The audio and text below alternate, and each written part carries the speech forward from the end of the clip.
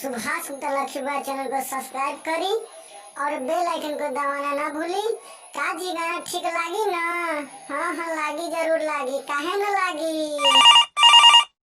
Hello का जी साली जी, का हाल बा? ठीक बा ए जीजा जी, रउए अपन बताई। तब भुला गेल बाड़ू जीजा के? हम कहे के भुलाई जाए, रउए ना अपना भौजाई में बिजी रही ना।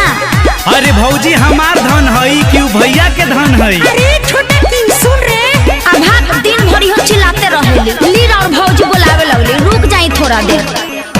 दीदिया बोला बतिया वेट कीजिए, आते हैं तो बात भर पेट कीजिए। समझ रहे हैं ना जीजू?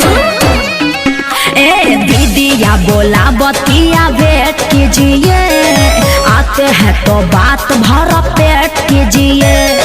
ए बाबू तनी धर का फोनवा, आवतानी। चाचा गोल लगताई। आदित रे। हाँ चाचा।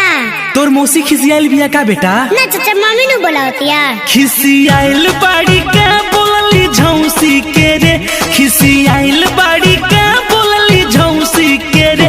बेटा का हाल बा तोरा मौसी के रे, बेटा का हाल बा तोरा मौसी के रे।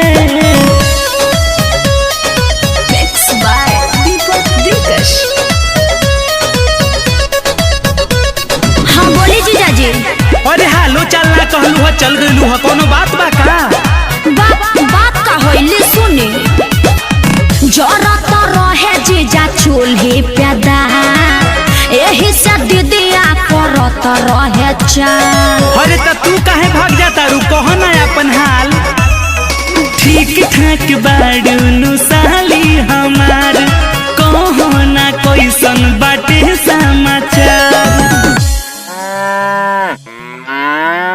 धर तो बाबू। हाँ बोलो चाचा। भग तोरा मौसी के मात बान्हू। ए चाचा मौसी को गाली मत दीजिए, भैंस नु चिचियातिया। अब का घास डाले गोइली हो भैंसी के रे, अब का घास डाले गोइली हो भैंसी के रे।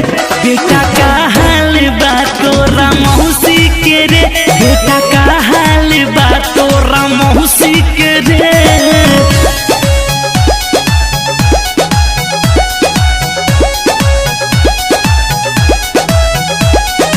ए जीजा आइब ना, बड़ी मिले के मन करता रउआ से। ना जइबू, टाइम बताहरा हमरा से बात करे के। कोई बेरी कही रउआ तोर देनी मन, निमन न कोइनी जीजा अजय बच्चन। अरे ई कुल कह के मन मत गबड़ावा, आ जाई काहे ही बेरा। मिले के तमन बड़ी बाटे हमार, कहो तो आ जाई यही घरी ससुराल। तनी धर तो बाबू। ना हम ना दरमा पे खिसियाता। धर। हाँ बोलो चाचा।